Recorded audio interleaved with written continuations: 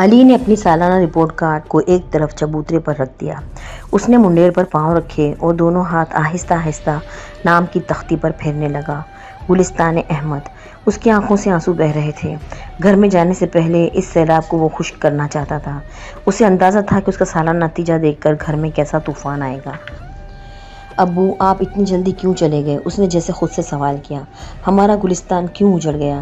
اسے یوں محسوس ہوا جیسے احمد صاحب اس کے قریب کھڑے ہیں، اس کے سر پر ہاتھ پھیر رہے ہیں۔ محبت اور شفقت کا وہ احساس اب تک اس کی دھڑکنوں میں سرور بن کر اتر رہا تھا، لیکن یہ سب خواب کی طرح تھا۔ اس کے ابو سے چھوڑ کر جا چکے تھے، دور، بہت دور، اور وہ آج تک اتنے مہینوں بعد بھی یہ یقین نہیں کر پایا تھا کہ اتنے پیار کرنے والے ابو ان سب کو اکیلا چھوڑ کر چلے گئے ہیں۔ تھوڑی دیر وہ گلستان احمد کی تختی کو حسرت بھری نگاہوں سے دیکھتا رہا، پھر دروازے کا کنڈا ہٹا کر گھر کے اندر داخل ہو گیا۔ سامنے ہی برآمدے میں تخت پر اس کی امی اور باجی سلائی مشین کے بہت سارے کپڑے لیے بیٹھی تھیں۔ احمد صاحب کے جاتے ہی گھر کا شیرازہ بکھر گیا تھا۔ ان کی موت نے اس پرسکون گھر کو منتشر کر دیا تھا۔ ایسا لگتا تھا جیسے خوشیوں اور دھنک کے سارے رنگ ان کے ساتھ ہی چلے گئے ہیں۔ علی، کیا ہوا؟ اتنے خاموش کیوں ہو؟ تمہارا نتیجہ کیسا رہا؟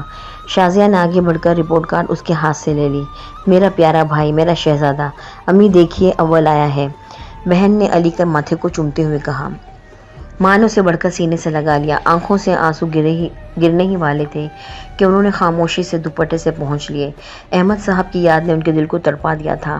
انہیں یاد تھا کہ احمد صاحب نے علی کو بہترین قسم کا بلہ دلانے کا وعدہ کیا تھا۔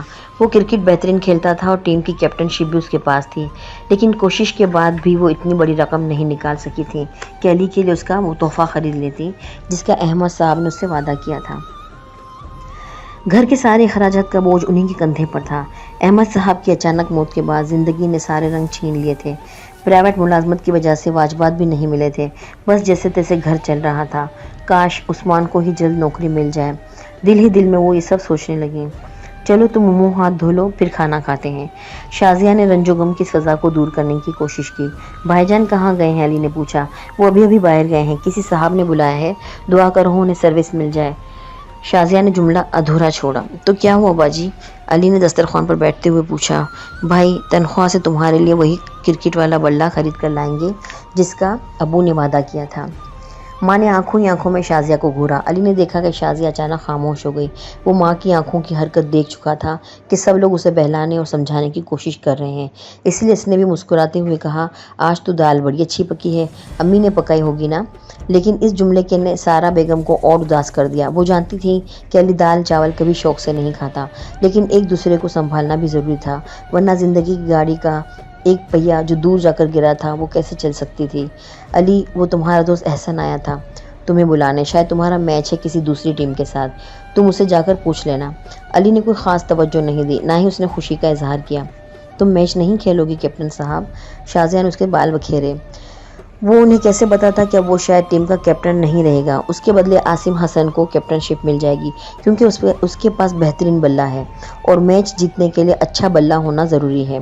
ہاں، اگر ابو زندہ ہوتے تو وہ بلہ اسے دلوا دیتے، وہ بلہ جس پر گیند خود بخود رن بناتی ہے، لیکن وہ بلہ نہیں خرید سکتا تھا۔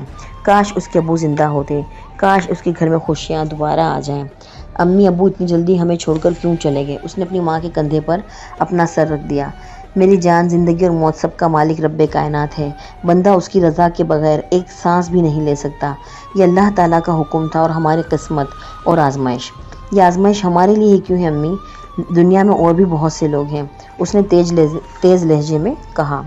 نہیں بیٹے، ایسے جملے زبان سے نہیں نکالتے، یہ گناہ ہے میری جان۔ بے شک تمہارے ابو ہمارے ساتھ نہیں ہیں، لیکن ان کی دعائیں ہمارے ساتھ ہیں، اور اب وہ نیکیوں کے لیے تمہارے منتظر ہیں، تمہارے نیک اعمال ان کے لیے مغفرت کا ذریعہ بن جائیں گے۔ وہ کس طرح؟ علی نے پوچھا۔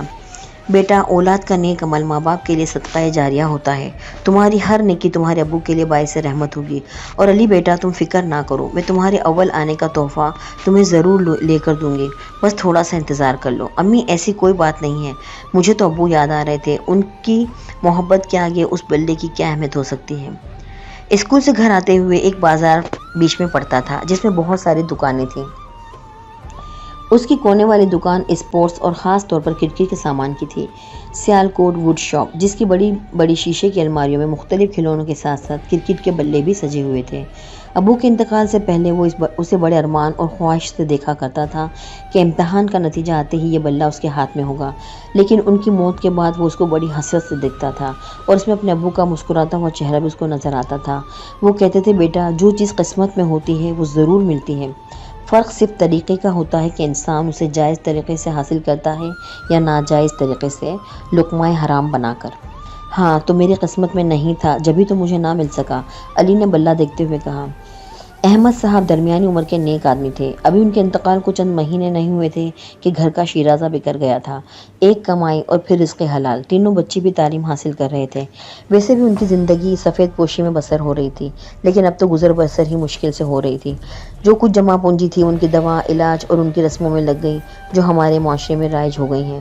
سارا بیگم اور عثمان ان ساری باتوں کے بہت خلاف تھے، لیکن دنیا اور اپنے خاندان کی زبردستی سے وہ پریشان ہو گئے تھے۔ وہ تو شکر ہے کہ اپنا گھر تھا، اور پھر سارا بیگم کا سلیقہ ایسا تھا کہ لوگ انہیں صاحب حیثیت سمجھتے تھے۔ کسی کے آگے ہاتھ پھیلانے کے بجائے انہوں نے گھر میں سلائی شروع کر دی، اور عثمان نے ٹیوشن پڑھانے کے ساتھ ساتھ نوکری کی تلاش، تاکہ گھر کا بھرم قائم رہ سکے۔ ان کے پاس کسی فضول خرچی کی کوئی گنجائش نہ تھی۔ شام ہو رہی تھی، علی نے اسکول کا کام ختم کیا اور باہر جانے سے پہلے ماں کو بتایا کہ وہ نماز کے بعد احسن سے مل کر آئے گا۔ علی گھر سے نکلا، بازار میں روشنیاں جگمگا رہی تھیں۔ گڈ بائی، اس نے دکان میں سجے ہوئے بلے کو دیکھتے ہوئے ہاتھ ہلا کر کہا، اور آہستہ آہستہ قدموں سے احسن کے گھر کی طرف چل دیا۔ راستے میں ہی اسے احسن مل گیا۔ یار، اتنی اچھی پوزیشن سے پاس ہوئے ہو، پھر بھی یہ 12 کیوں بج رہے ہیں تمہارے منہ پر؟